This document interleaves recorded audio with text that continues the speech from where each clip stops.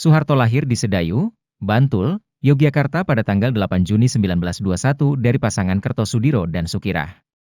Ayahnya seorang petani dan pembantu lurah. Ia menginjak bangku sekolah pertama kali saat berusia 8 tahun, meski harus berpindah-pindah sekolah. Ia akhirnya terpilih sebagai prajurit teladan di Sekolah Bintara, Gombong, Jawa Tengah ketika usianya menginjak 20 tahun. Pada Oktober 1945, Soeharto resmi menjadi Tentara Nasional Indonesia, TNI. Pada 26 Desember 1947, ia menikah dengan Raden Ayu Siti Hartinah, dikenal kemudian dengan panggilan Ibu Tin. Anak dari seorang pegawai Mangkunegaran. Karir Soeharto di bidang militer gemilang. Ia pernah menjadi sersan di KNIL, Koninklijke Nederlands Indische Leger, pada era penjajahan kolonial Belanda. Dan tentara cadangan yang ditempatkan di Bandung kala Perang Dunia Kedua tengah berkecamuk. Lalu, setelah Belanda berhasil digulingkan, masuklah para penjajah dari Jepang. Pada era tersebut, ia juga tergabung dalam Tentara Pembela Tanah Air, PETA, buatan Jepang sebagai komandan. Memasuki era kemerdekaan, Soeharto juga sukses memimpin pasukan merebut kembali Yogyakarta dari tangan Belanda yang belum menyerah untuk menguasai Indonesia. Soeharto juga pernah menjadi pengawal Panglima Besar Sudirman dan Panglima Mandala saat peristiwa pembebasan Irian Barat. Pada 30 September 1965 terjadilah peristiwa yang kini dikenal dengan G30 SPKI di mana para petinggi TNI diculik, dibunuh, dan mayatnya dibuang ke dalam sumur yang kini disebut Lubang Buaya. Hal ini dilaksanakan oleh Partai Komunis Indonesia, PKI, untuk melakukan kudeta.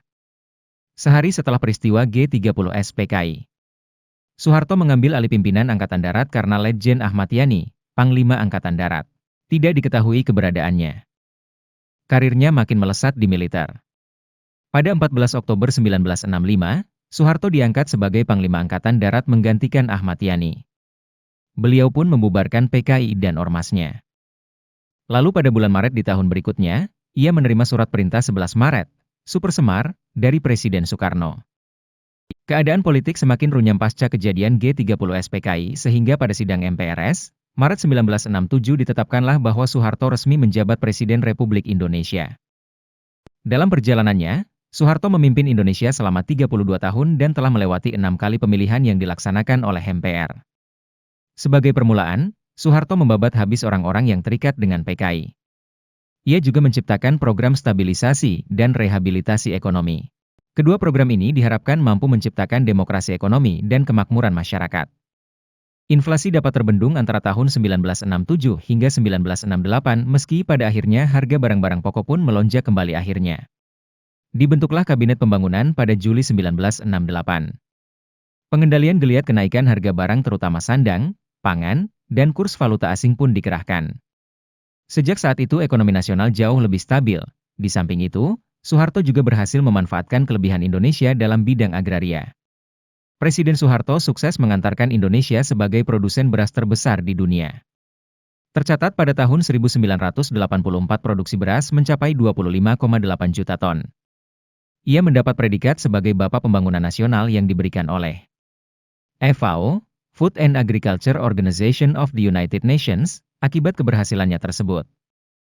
Tentu saja kesuksesan Soeharto tidak berhenti sampai di sana. Memasuki periode kelima ia menjabat sebagai Presiden sukses dalam program kependudukan dan keluarga berencana.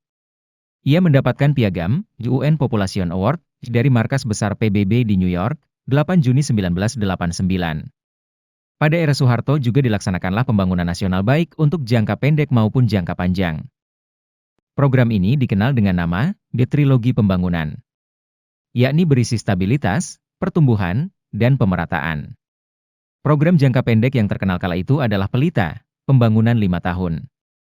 Sedangkan, pembangunan jangka panjang berkisar antara 25-30 tahun. Politik dan ekonomi Indonesia kala itu sangat stabil. Karena Soeharto melakukan berbagai pembatasan seperti pembatasan untuk beropini, pembatasan partai politik, dan juga sensor media yang ketat. Pada tahun 1997, terjadi krisis moneter di dunia dan juga menyebar sampai Indonesia. Ditambah lagi, ada catatan di Bank Dunia bahwa dana pengembangan Indonesia disalahgunakan selama bertahun-tahun sehingga menyulitkan Soeharto dalam meminta bantuan dana ke IMF. Kerusuhan terjadi di berbagai wilayah Indonesia. Penghancuran dan pembakaran toko-toko orang Indonesia berketurunan Tionghoa pun tidak terhindari lagi. hingga membuat para pedagang ketakutan hingga membuat tulisan, milik pribumi, dan Jepro Reformasi, di depan tokonya. Disusul dengan tewasnya 4 mahasiswa Trisakti yang ikut berdemonstrasi mengajukan reformasi kala itu membuat keadaan Indonesia makin kacau. Hingga berpuncak pada pendudukan gedung DPR MPR RI oleh ribuan mahasiswa. Akhirnya, pada tanggal 21 Mei 1998, Soeharto mundur dari jabatannya.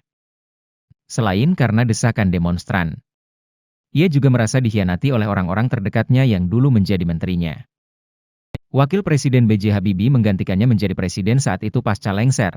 Soeharto juga sempat diadili dengan tuduhan korupsi dan penyalahgunaan dana yayasan.